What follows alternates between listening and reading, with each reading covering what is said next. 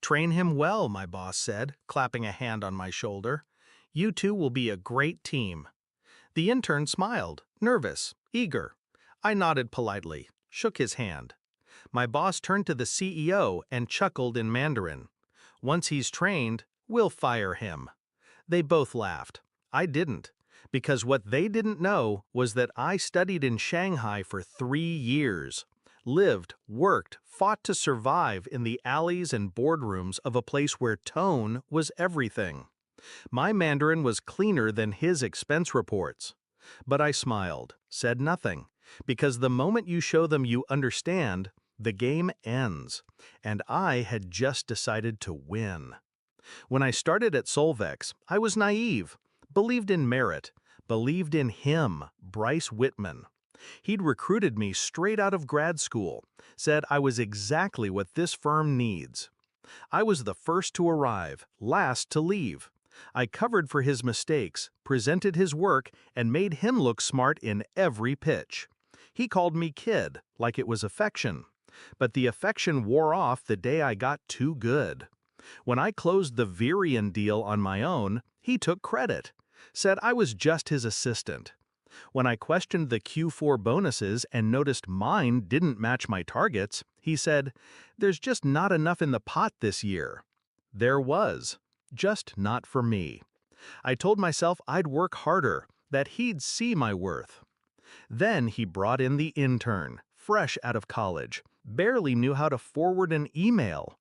That same afternoon, they laughed in Mandarin, plotting my exit right in front of me. That was when the betrayal stopped being professional and became personal. I started watching everything, every password he typed, every time he left his laptop open. I memorized his rhythm, the way he misused spreadsheets, the way he cut corners and charged time to projects that never existed. He was lazy, entitled, sloppy, and worst of all, he thought I was still loyal. I copied files, downloaded backup logs, cross-checked payroll entries, mine, the intern's, and his. There were ghost employees, dummy vendors, reimbursements for dinners he never attended. He was stealing. The intern? Just a placeholder, a warm body to justify firing me once I trained him. So I trained him well, all while building a paper trail Bryce couldn't erase. I didn't confront him. That would have given him a chance to cover his tracks. Instead, I booked a vacation, 5 days, gave the intern full control, with my notes, templates, and clear instructions.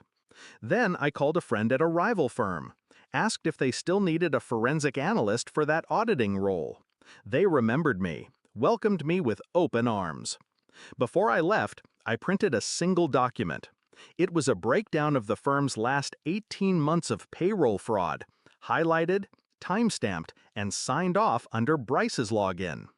I left it in the CEO's office drawer. No name, just a red sticky note. 你应该注意谁在你旁边. You should watch who's beside you. I returned to work on Monday. Bryce didn't say a word, but I could see it, panic just beneath the surface.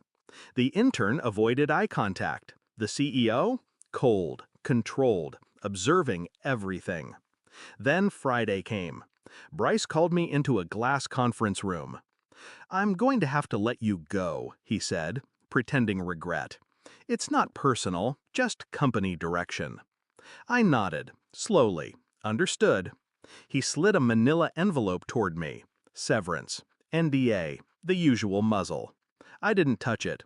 Instead, I took out a flash drive, placed it gently on the table. "What's this?" he asked, smirking. "Insurance," I said. "For me, not you." Then I looked through the glass at the CEO, who just stepped out of his office, holding my document in his hand. Security escorted Bryce out that afternoon. Turns out the CEO called a forensic team the moment he saw the payroll discrepancies. They confirmed everything I hinted at, and more. Offshore transfers, kickbacks from fake vendors. He'd been bleeding the company for years. The intern? Left 2 hours later, red-eyed and silent. Not guilty, Just collateral. Me? I submitted my resignation 2 days later. I didn't need to stay. I'd already won. Now I work somewhere I'm respected, paid what I'm worth. Sometimes I think about that day, how Bryce joked about firing me in a language he assumed I didn't understand. The irony? He was wrong on both counts. I understood everything, and he never saw it coming.